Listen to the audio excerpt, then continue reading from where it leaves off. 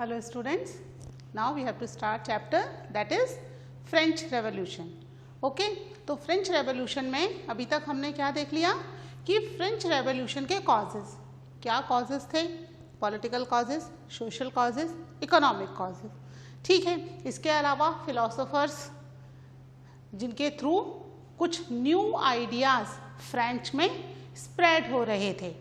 ठीक है, उनकी कुछ बुक्स थी जो आइडियाज़ हर जगह लोग डिस्कस कर रहे हैं. Either they are sitting in the saloon और they are sitting in the coffee house. हर जगह लोग ये आइडियाज़ डिस्कस कर रहे थे.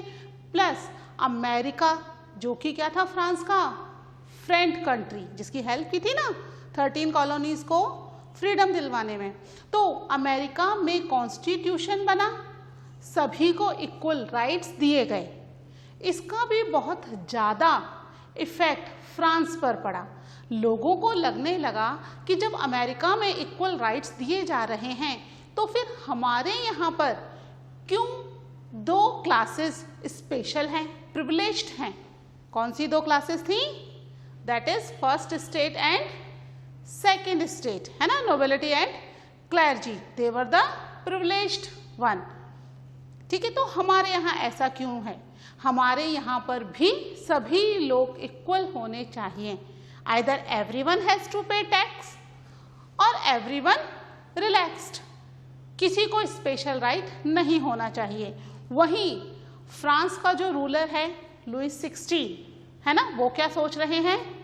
क्योंकि उनकी जो ट्रेजरी है दैट इज एम्प्टी, तो उस एम्प्टी ट्रेजरी को फिल करने के लिए उनके दिमाग में क्या चल रहा है कि I have to increase the taxes.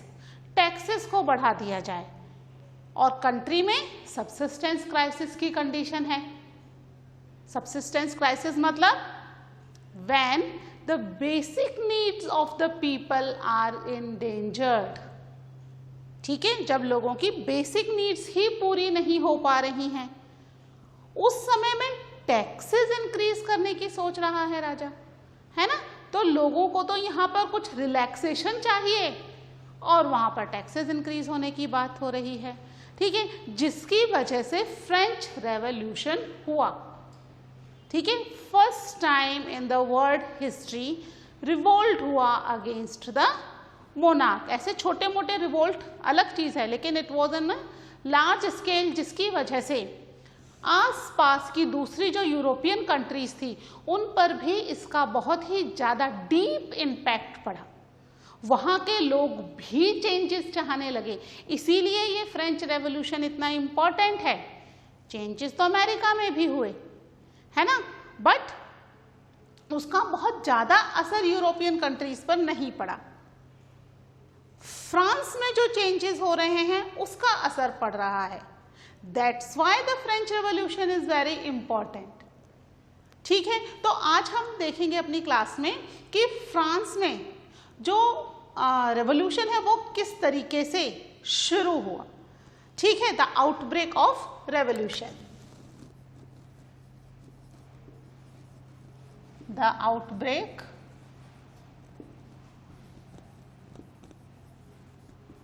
Of revolution. ठीक है, तो अपनी आप बुक ओपन कर लीजिए. बुक में अपना है पेज नंबर 8. ठीक है, उसमें दे रखा है आउटब्रेक ऑफ द रेवोल्यूशन. ठीक है, तो यहाँ पर जो मोनार्क है लुइस 16, वो क्या चाह रहे हैं? He wanted to increase the taxes और common people their basic needs are endangered. उनकी बेसिक नीड्स ही फुलफिल नहीं हो पा रही, वो टैक्सेस कैसे पे करेंगे? अब फ्रांस में जो रूल है वो पुराने राजा के हिसाब से ही चलता चला आ रहा है. कोई बहुत मेजर चेंजेस नहीं हुए हैं इसमें पिछले 100-150 सालों से. बॉर्बन डायनेस्टी का रूल है, तो बॉर्बन डायनेस्टी के जो भी रूलर आते जा रहे हैं वो पिछले रूलर को फॉलो कर रहे हैं. तो जो टैक्सेस थे वो भी पहले जो इंक्रीज हुए थे वही थे. बहुत सालों से कोई टैक्सेस इंक्रीज नहीं हुए. लास्ट जो टैक्सेस इंक्रीज हुए थे दैट वाज इन द 1614. ठीक है, वो लास्ट टाइम टैक्सेस इंक्रीज हुए थे, उसके बाद से कोई टैक्सेस इंक्रीज नहीं हुए, ज़रूरत नहीं पड़ी, क्योंकि it was on percentage basis, है ना। तो परसेंटेज बेसिस पर इनकम बढ़ेगी तो टैक्स अपने आप ही बढ़ जाएगा। तो बहुत ज़्यादा टैक्सेस को चेंज करने की कोई ज़रूरत नहीं आई। अब फ्रांस में टैक्सेस बढ़ाने घटाने के लिए प्रॉपर एक रूल था। क्या रूल था? कि इसमें तीनों स्टेट के रिप्रेजेंटेटिव्स एक साथ बैठेंगे, उसके बाद वो उन टैक्स के बारे में डिस्कस करेंगे और फिर फाइनली जो डिसीजन होगा वो वोटिंग के थ्रू तय किया जाएगा। एक स्टेट का एक वोट, यानी एक स्टेट में जितने भी मेंबर्स हैं उन सबका मिलाकर एक वोट होगा, दूसरे स्टेट के सारे मेंबर्स का वोट मिलाकर एक वोट होगा और तीसरे स्टेट के सारे मेंबर्स का वोट मिलाके एक वोट होगा, यानी कुल मिलाके तीनों स्टेट के 3 वोट होंगे, यानी कि 2 वोट जिस तरफ हैं वो डिसीजन ले लिया जाएगा। यही रूल काफी टाइम से फ्रांस में चलता चला आ रहा था। And now Louis 16 also has to follow the same rule. ठीक है, अब जो रिप्रेजेंटेटिव हैं वो रिप्रेजेंटेटिव हैं according to the population of the state. First और सेकंड स्टेट में पॉपुलेशन ज़्यादा नहीं है, बहुत ही कम है, तो उस हिसाब से यहाँ के केवल 300 रिप्रेजेंटेटिव्स होंगे। लेकिन थर्ड स्टेट की पॉपुलेशन बहुत ज़्यादा है, कंट्री की लगभग 90% पॉपुलेशन जो है वो थर्ड स्टेट में है। तो यहाँ पर थर्ड स्टेट के लोगों का जो रिप्रेजेंटेशन होगा वो ज़्यादा है, वो 600 होगा। ठीक है, तो यहाँ पर प्रॉपर एक मीटिंग लुई 16 ने बुलाई। कब बुलाई लुई 16 ने मीटिंग? देखो, मैं इंपॉर्टेंट डेट्स यहाँ पर आपके लिए लिखती जाऊंगी, बाकी जो फ्रेंच रेवोल्यूशन के बारे में है वो हम स्टोरी में डिस्कस करते जाएंगे, क्योंकि अगर सारी चीज़ें मैं लिखने लग गई तो बहुत ज़्यादा नोट्स हो जाएंगे। तो मैं इंपॉर्टेंट नोट्स आपके लिए बोर्ड पर लिख रही हूँ। ठीक है, इंपॉर्टेंट डेट्स। ठीक है, तो पहले यहाँ पर अपनी इंपॉर्टेंट डेट क्या है? दैट इज 5 मई 1789। ठीक है, इस दिन क्या हुआ? Louis 16 called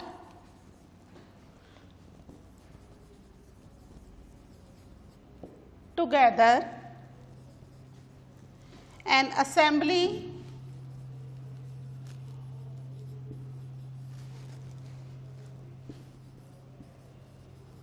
of the States Generals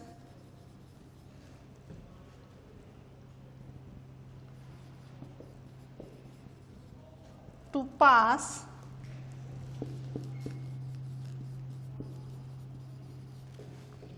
proposals for new taxes। ठीक है, किस लिए बुलाई ये मीटिंग लुई 16 ने? स्टेट जनरल्स की। ये जो रिप्रेजेंटेटिव्स होंगे उनको क्या नाम दिया गया है? स्टेट जनरल्स नाम दिया गया है। तो उनकी एक मीटिंग बुलाई, किस लिए? To pass the proposal for the new taxes, जो वो नए टैक्सेस इंक्रीज करने वाला है, उन टैक्सेस के लिए उन्होंने यहाँ पर एक मीटिंग बुलाई। ठीक है, अब इस मीटिंग में क्या था? कितने कितने मेंबर्स आ रहे हैं? फर्स्ट स्टेट है, सेकंड स्टेट है एंड थर्ड स्टेट है। फर्स्ट स्टेट के मेंबर हैं 300 रिप्रेजेंटेटिव्स।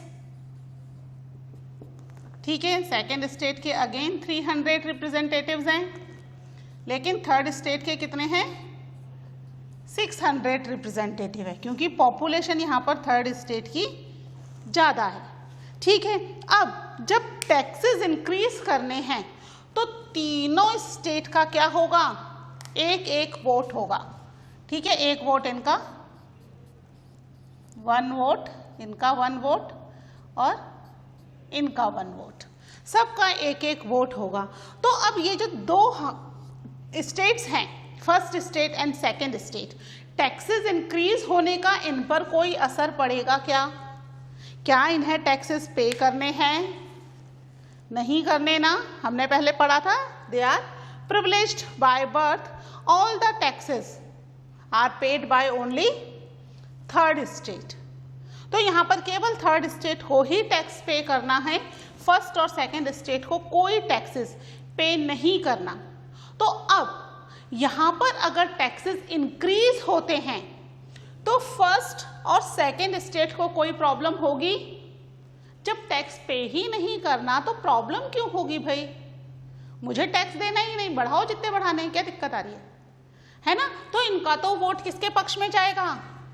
लुईस 16, क्योंकि इनकी बहुत सारी वेल्थ तो लुईस 16 से ही आती है ना? थर्ड स्टेट को ही प्रॉब्लम होगी, लेकिन मेजॉरिटी हो जाएगी ना, 2 वोट, एक वोट इन दोनों हाउस का, इन दोनों स्टेट्स का, सॉरी, किसमें चला जाएगा? लुईस 16 के फेवर में कि टैक्स बढ़ा दो।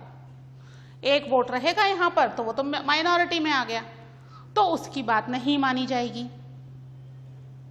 ठीक है, तो अब यहाँ पर एक और प्रॉब्लम थी कि थर्ड स्टेट के जो मेंबर्स जाएंगे वो एजुकेटेड होने चाहिए, वेल ड्रेस्ड होने चाहिए। ठीक है, कोई भी व्यक्ति उठ करके एज अ रिप्रेजेंटेटिव लुईस 16 के पैलेस में एंटर नहीं हो सकता था। ठीक है, कौन जा सकता है? केवल वो लोग जो एजुकेटेड हैं, वेल ड्रेस्ड हैं, वही जा सकते थे। जबकि थर्ड स्टेट की मेजर पॉपुलेशन कौन है? पीसेंट्स। तो वो तो कैसे वेल ड्रेस्ड होंगे? वो तो अपना जैसा काम है वैसा उनका ड्रेसअप होगा। ऐसा थोड़ी कि सूट वूट पहन करके वो अपने फील्ड पर खेती करेंगे, है ना? तो अलाउड ही नहीं था, पीसेंट्स, आर्टिसंस, लेबर्स, इनको अलाउड ही नहीं था राजा के पैलेस में एंटर होना।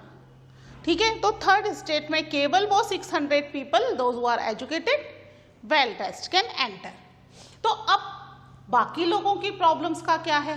तो बाकी सब लोगों ने, सबको प्रॉब्लम्स थी ना जैसा कि हमने देखा, सब्सिस्टेंस क्राइसिस है, लोगों के खाने पीने जैसी बेसिक नीड्स ही पूरी नहीं हो पा रही हैं।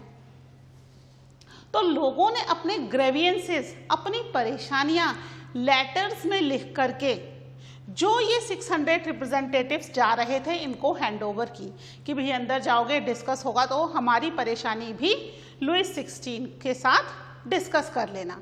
तो इस तरीके से इनके पास ग्रेवियंसेस के लगभग 40,000 लेटर्स आए, लोगों की परेशानियों के। इतने ज़्यादा लोग परेशान थे कि उन्होंने क्या किया? अपने अपने दुख दर्द परेशानियां लेटर में लिख करके इनको दी। कितने लेटर्स पहुंचे? 40,000 लेटर्स इनको दिए गए। अब हमने देखा कि जो मिडिल क्लास लोग थे वो एजुकेटेड थे, है ना, और उन्हें वो फिलोसोफर्स की बुक्स भी पढ़ रहे हैं जिन्होंने न्यू आइडियाज को इंट्रोड्यूस किया है। तो यहाँ पर थर्ड स्टेट के लोगों ने रूसो की बुक सोशल कॉन्ट्रैक्ट के बेस पर ये आइडिया दिया कि भाई एक स्टेट एक वोट ना हो करके क्या हो, ये चीजें ना हो, और क्या हो, 1 पर्सन 1 वोट किया जाए। ठीक है, यानी 300 वोट इनके, 300 वोट इनके और 600 वोट इनके, 1 पर्सन 1 वोट किया जाए। ये जो नया आइडिया था, ये रूसो की बुक जो थी, दैट इज सोशल कॉन्ट्रैक्ट, उसमें उन्होंने पढ़ा था। ठीक है, और वो इसको इम्प्लीमेंट करवाना चाहते थे, और लुईस 16 वो इसको इम्प्लीमेंट नहीं करना चाहता था। अगर ऐसा होता तो हो सकता है कि थर्ड स्टेट के फेवर में वोटिंग होती, क्योंकि फर्स्ट और सेकंड स्टेट के भी कुछ लोग थे जो कि बहुत ही सेंसिटिव थे इन इश्यूज को लेकर के, और थर्ड स्टेट की प्रॉब्लम को समझते थे। ठीक है, पर मेजॉरिटी जो डिसीजन देगी वही वोट में कन्वर्ट होता, कुछ लोगों के वोट से कुछ नहीं होता। लेकिन अगर 1 पर्सन 1 वोट होता तो क्या होता? ये 600 वोट तो जाते ही लुईस 16 के अगेंस्ट, प्लस यहाँ से भी बहुत सारे वोट लुईस 16 के ऑर्डर के अगेंस्ट ही जाते, क्योंकि यहाँ फर्स्ट और सेकंड स्टेट के भी बहुत सारे लोग ना केवल सेंसिटिव बल्कि एजुकेटेड और उन फिलोसोफर्स की बुक से बहुत ज़्यादा इन्फ्लुएंस भी थे, तो वो भी देखते कि भाई यहाँ पर इन लोगों के साथ कुछ गलत ना हो। बट ऐसा हुआ नहीं। लुईस 16 ने क्या कर दिया, इसको मना कर दिया। लुईस 16 ने कहा नो, अ बिग नो, ऐसा नहीं होगा। क्यों नहीं होगा? क्योंकि हमारे यहाँ ये सिस्टम है ही नहीं। हमारे यहाँ तो वही सिस्टम जो चलता चला आ रहा है वही होगा। अब क्योंकि थर्ड स्टेट की बात नहीं मानी गई, so they were very angry and they walked out from that palace of Versailles. ठीक है, वर्सेलिस जगह का नाम है, वहां पर राजा का पैलेस था। ठीक है, तो उसको क्या कहते हैं, पैलेस ऑफ वर्सेलिस, जहां ये मीटिंग थी। तो ये पूरे 600 मेंबर्स वहां से गुस्से में बाहर आ गए कि भाई हम ये पुराने सिस्टम के हिसाब से वोटिंग में इंटरेस्टेड नहीं हैं, और मीटिंग वही खत्म हो गई। ठीक है, इतनी बात समझ में आई? ठीक है, ये नीचे जो मैंने लिखा है ये मैंने आपको समझाने के लिए लिखा है, इसको मैं रब कर रही हूं। फिर अब आती है हमारे पास सेकंड इंपॉर्टेंट डेट, 5 मई को तो वो वहां से निकल गए। फिर उन्होंने डिसाइड किया कि नेक्स्ट क्या करना है ना, राजा के अगेंस्ट तो हम हो गए हैं, तो अब हमें क्या करना है। तो इसके लिए अगेन 20 जून, ठीक है, नेक्स्ट इंपॉर्टेंट डेट हमारे पास क्या आ रही है, 20 जून 1789। ठीक है, जब ये लोग वापस मिले एक टेनिस कोर्ट में वर्सेलिस के, एंड दे डिसाइड कि भाई अब हम एक अपनी नेशनल असेंबली बनाएंगे और कंट्री का कॉन्स्टिट्यूशन बनाएंगे। अमेरिका में कॉन्स्टिट्यूशन बना था ना, जिसके अकॉर्डिंग सब लोगों को इक्वल राइट्स मिले। तो अब इन्होंने भी डिसाइड किया, they collected in the tennis court, और वहां पर उन्होंने डिसाइड किया कि अब हम अपना खुद का एक कॉन्स्टिट्यूशन बनाएंगे, अपनी नेशनल असेंबली बनाएंगे। ठीक है, लिख लेते हैं इसको, जून दे असेंबल। यहां पर दे किसके लिए आया है, हु आर दे, जो यहां से वॉकड आउट हो गए। ठीक है, जो स्टेट जनरल्स थे 600 वो, और जो लोग उनके फेवर में थे, नॉट ओनली दैट 600 मेंबर्स, उसके अलावा जो भी उनके मेंबर फेवर में थे। ठीक है, तो दे assembled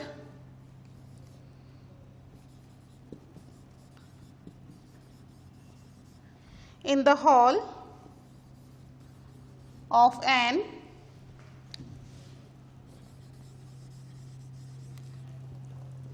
indoor tennis court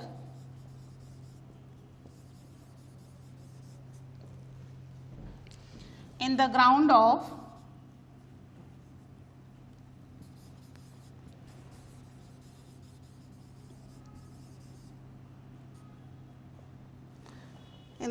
of Versailles,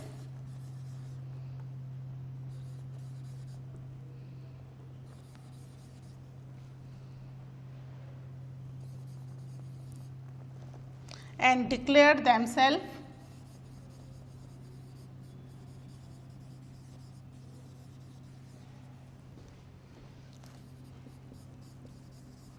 a national assembly.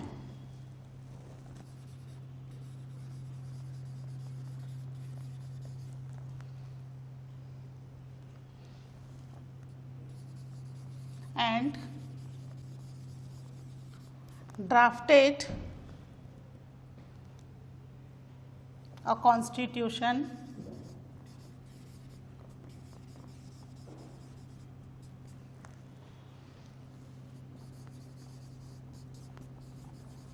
for France that would limits the power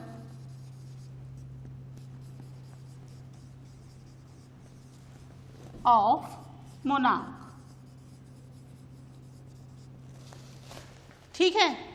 20 जून 1789 को क्या किया उन्होंने, they meet in the indoor tennis court, ठीक है, वर्सेलिस के ग्राउंड में, और क्या डिक्लेयर कर दिया अपने आप को, they declare that they are a national assembly, वो एक नेशनल असेंबली बन चुके हैं, ठीक है, उन्होंने अपने आप को नेशनल असेंबली बना लिया, जितने भी मेंबर्स वहाँ थे, ठीक है। और किस लिए बनाई ये नेशनल असेंबली, कि they have to draft a constitution. Basically ये कॉन्स्टिट्यूशन क्यों ड्राफ्ट हो रहा था, that would limit the power of monarch, राजा की पावर्स को लिमिटेड करने के लिए, कम करने के लिए, ठीक है। अभी राजा ने क्या किया उनके साथ, उनकी एक भी डिमांड नहीं मानी, टैक्सेस इंक्रीज कर रहे हैं, जहां लोगों के वेजेस नहीं बढ़ रहे, बेसिक नीड्स पूरी नहीं हो रही, वहीं राजा को अपनी चिंता हो रही है ना। तो वो चाहते थे कि कंट्री में चेंज आए, है ना, और उन्होंने अपनी नेशनल असेंबली बना दी। And these people are busy to form the constitution, ठीक है। अब यहाँ पर एक इम्पॉर्टेंट बात यह है कि यहाँ पर जो इस असेंबली को लीड कर रहे थे, उनमें 2 इम्पॉर्टेंट मेंबर्स ऐसे थे जिनमें से एक नोबल फैमिली को बिलोंग कर रहा है, मीन्स नोबेलिटी है, दूसरा जो व्यक्ति है दैट इज अ प्रीस्ट, यानी कि क्लैरिजी, फर्स्ट स्टेट को बिलोंग कर रहा है।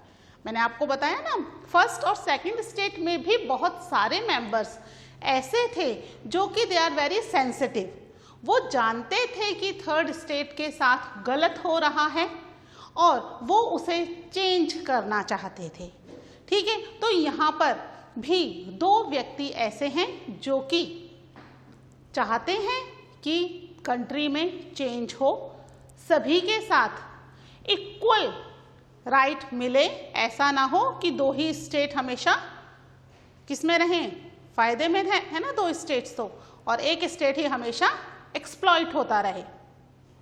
तो यहाँ पर इनके साथ ये जो कॉन्स्टिट्यूशन के लिए नेशनल असेंबली बनी, इसमें और भी मेंबर्स हैं जो किसको बिलोंग कर रहे हैं, they are belong to the nobility and the priest also, यानी फर्स्ट और सेकेंड स्टेट के मेंबर भी हैं, ठीक है। Mirabeau and Abbe Sieyes, Mirabeau is Mirabeau was belong to a noble family and Abbe Sieyes was a priest. और अब्बू साय ने एक पैम्पलेट भी प्रिंट करवाया था, व्हाट इज थर्ड स्टेट, ठीक है, थर्ड स्टेट की परेशानियों को लेकर के उन्होंने ये पैम्पलेट प्रिंट करवाया था, उसे डिस्ट्रीब्यूट किया था, ठीक है।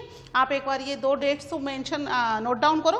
फिर हम बात करते हैं थर्ड इम्पॉर्टेंट डेट की, जो कि फ्रेंच रेवोल्यूशन के लिए एक इम्पॉर्टेंट डे बन गया, ठीक है। इसको एक बार नोट कर लीजिए, इन दोनों डेट्स को।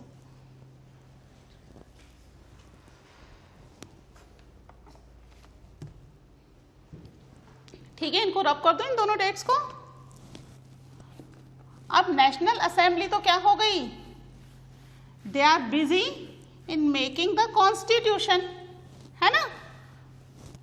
कंट्री के अंदर प्रॉब्लम सॉल्व नहीं हुई हैं, कॉन्स्टिट्यूशन बन रहा है ना, सॉल्यूशन थोड़ी मिला है अभी, तो कंट्री में प्रॉब्लम सॉल्व नहीं हुई हैं। कभी भी अगर बैड हार्वेस्ट हो रही है, हमने देखा था ना कि अगर बैड हार्वेस्ट हो रही है, हेल है, ड्रॉट है, तो क्या हो रहा है, कंट्री के अंदर खाने की कमी हो जा रही है, फूड ग्रेन की कमी हो जा रही है ना। और ऐसे में अब उनको सपोर्ट करने वाले जो लोग थे, वो लोग भी बिजी हो गए हैं टू फॉर्म द कॉन्स्टिट्यूशन, और कंट्री की हालत बहुत ज़्यादा बुरी हो गई है। ऐसे में एक इम्पॉर्टेंट दिन आता है, that was the 14th July